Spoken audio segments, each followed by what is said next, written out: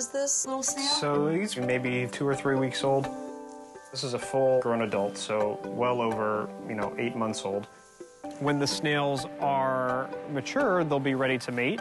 So at that point, they'll find somebody else that's interested. They're hermaphrodites, so it could really be anyone. And then they'll be about a month after mating before they're ready to lay eggs. So another interesting thing about these is they have a mechanism called a love dart. Okay. Which is actually a calcified spear that they form, and they will shoot into whoever they've chosen to be their mating partner, which is meant to sort of signal that it's time to go.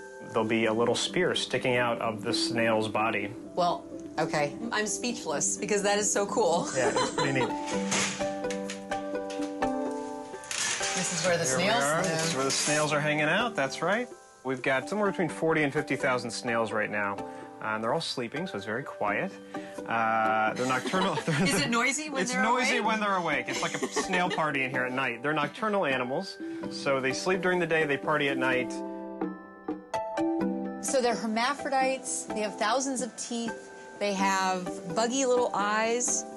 The eyes are on the tops of some long antennas to help them kind of see and sense the world around them. They have some smaller, like sensory antennas really kind of coming out near their mouth that helps them kind of understand what's going on. Their eyesight's not so great, and they can't hear. They don't have ears, but they do a pretty good job of figuring out what's going on around them.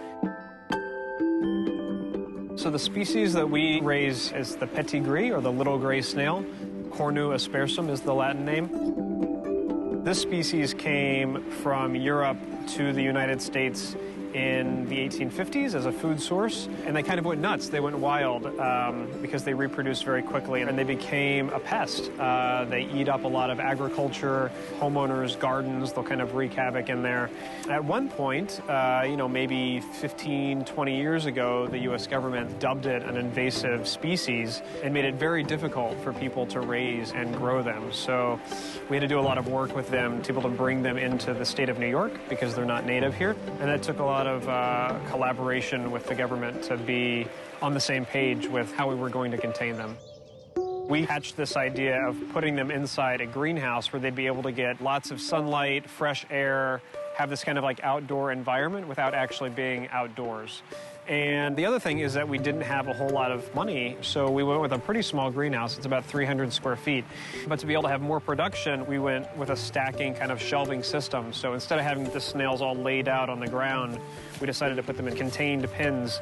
We're able to have, upwards of 100,000 snails in that greenhouse if we need to, all in a very small sort of footprint space.